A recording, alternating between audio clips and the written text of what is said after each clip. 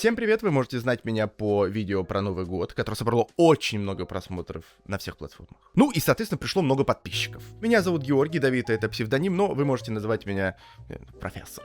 Если что, звания у меня нет, это я шучу. Я буду очень много шутить, осторожно. Пришло, наконец-то, время таки ответить на ваши вопросы, но для короткого видео вопросов слишком много, поэтому вот так. Задавайте ваши вопросы в комментариях под этим видео, и самые залайканные я возьму в следующее видео. А мы начинаем. Как возникает зависимость? Алкогольная, любовная, пищевая и так далее. Если очень кратко, то зависимость появляется не потому, что, скажем, там у вас слабая воля, а потому что мозг учится самыми простыми и быстрыми способами получать облегчение и закрепляет это. Вот есть, например, внутреннее напряжение, что угодно, это стресс, тревога, одиночество, скука, боль, кальмары. Мозгу это состояние не нравится, он хочет его убрать. Далее человек находит быстрое облегчение. Алкоголь, еда, человек, соцсети, там, неважно. Становится легко, спокойно. Включается система награды, дофамин. Мозг делает вывод.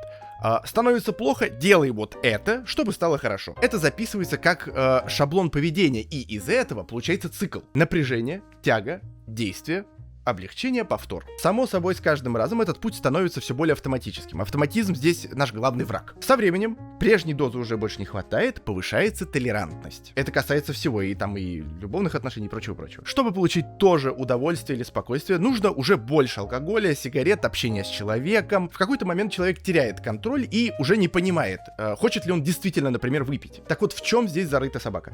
Это побег от неприятных чувств, который через быстрое и простое решение превращается мозгом в привычку. Пока человек не находится в состоянии очень сильной зависимости, нужно проработать в терапии те моменты, из-за которых хочется сбежать из реальности. Само собой, если человек находится, например, на второй, третьей стадии алкогольной зависимости, то тут только к психиатру-наркологу. Здесь психолог может помочь только в тандеме с психиатром. Чем заканчивается самонадеянность и высокомерие?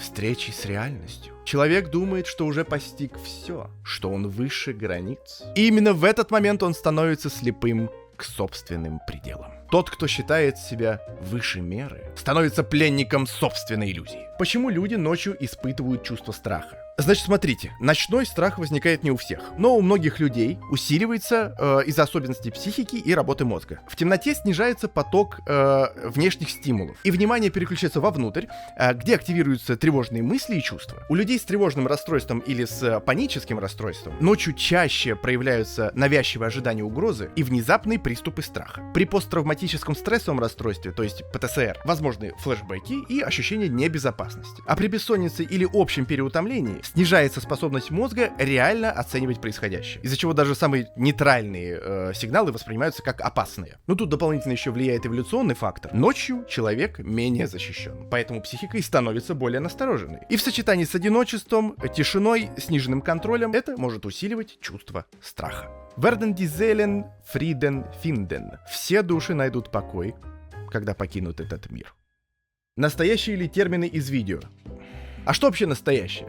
Что реально, а что нереально. Мозг, по сути, ничего не видит. Видят глаза. А мозг интерпретирует, причем с задержкой. Просто вдумайтесь, мы наблюдаем иллюзорный мир с запозданием. Но, как сказал призрак нынешнего Рождества из рождественской истории с Джимом Керри, глупо не верить глазам своим. Да, термины настоящие. Просто зачастую они многосоставные и базируются на латыни и английском. Вы берете идеи людей или придумываете сами. Это когда как? Про Новый год, например, видео это полностью моя идея, там моя задумка и так далее. Почти вся новогодняя тематика, все новогодние видосы, они были, собственно, моими, за исключением оливье.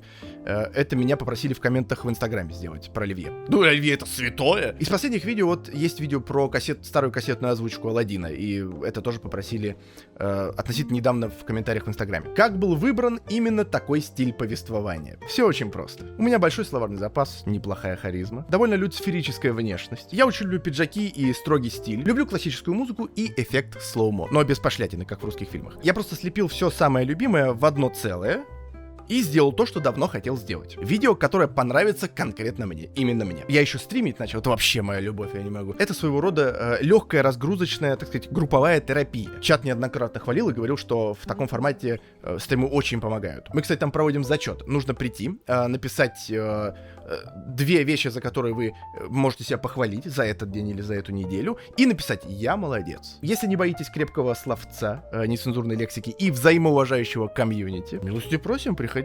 Благодарю, суфлер тут передаешь, ссылка в шапке. Почему люди хотят летать? Почему люди хотят... Может, Может, это француз какой-то? Да ладно, я шучу, сейчас отвечу.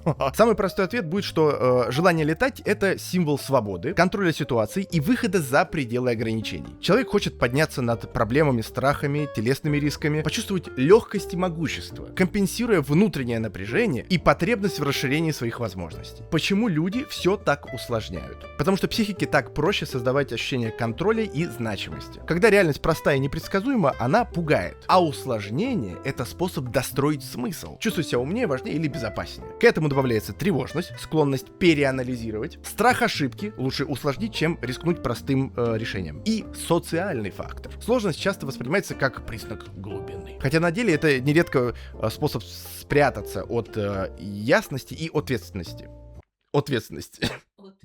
Давай, смешно. В своих видео я как раз играю на этих слабостях. Да, я подлец, негодяй, мерзавец. И что вы мне сделаете? Почему мы стали жить поодиночке? Кстати, очень хороший вопрос. Нельзя сказать, что мы как-то вот так вот раз и начали жить поодиночке. Это постепенный сдвиг. С точки зрения психологии, современная жизнь усилила ценность индивидуальности и автономии, как бы. И человек все чаще выбирает контроль над своей жизнью вместо зависимости от группы. Безопасность и базовые потребности теперь закрываются не общиной, а системой. Например, деньги, работа, технологии. Поэтому связь с другими перестала быть условиями выживания. И, собственно, стала вопросом выбора. При этом растет тревожность и уязвимость к близости. Страх отвержения, опыт травм, перегруз информации, из-за чего проще держать дистанцию, чем строить какие-то долгосрочные отношения глубокие. В итоге формируется парадокс. Мы стремимся к свободе и самодостаточности, но платим за это ощущением изоляции. Потому что психике, по сути, по-прежнему нужна принадлежность. Просто теперь она конфликтует с желанием быть независимым. Добавим к этому еще общемировую ситуацию. Вот как в таких условиях создавать семью? Но лично для меня это большой вопрос. Я не говорю, что те, кто создают семьи, те дураки. Ни в коем случае. Каждый поступает так, как считает нужным, и делает то, что считает, опять же, нужным. В данном случае я говорю за себя. Что вдохновило на этот формат? Частично уже ответил на этот вопрос. Так что попробуем рассмотреть его с точки зрения сочетания тех вещей, которые мне нравятся. Ну и которые, соответственно, навели меня на такой формат. Если говорим про музыку, вдохновляюсь Арво Пяртом, Пендерецким, Чесноковым, Рахманиновым, Бах, Моцарт, понятно, Мансурян, Циммер, Шопен, Шуберт и, безусловно, Малер. Куда без Малера. Если мы говорим про кинематограф. В первую очередь это Уэс Андерсон и Гильермо Дель Торо, Спилберг, Скорсезе, Бёртон, Бёртон за любовь. Видеоигры, моя любимая часть. Assassin's Creed, все части до Origins, после Origins какое-то просто безобразие, предательство, разврат и как черт знает что. Сейчас вот выходит этот ремейк Black Flag, посмотрим, что из этого получилось. То вроде выглядит неплохо, я бы поиграл, конечно. Red Dead Redemption 2 с потрясающей абсолютно сюжетной линией про Артура Моргана, про человека, который просто из глубочайшего убежденного, вернее, так сказать, не убежденного ни в чем бандита, трансформируется в искреннего человека, который по-настоящему искупляет хоть и частично свои грехи. Если ты его правильно ведешь, конечно. Как ты умеешь на ковбойском? 15 Dallas. Так, значит, что у нас дальше? Baldur's Gate 3, Ведьмак. Сейчас, кстати говоря, очень жду Даунволкера и Ведьмак 4. Те, кто плюются на внешность Цири, дурак, редиска, балбеска, не приходите вообще ко мне на стримы, понятно? И еще очень жду Blight Survival. Теперь поэзия. Ну тут...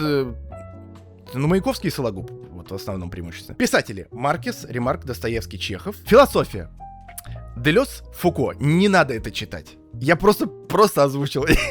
Из психологов, конечно же, Юнг. Юнг всему голова, а Фрейд пень. Да-да-да, писатель, философ, не философ, Кафка.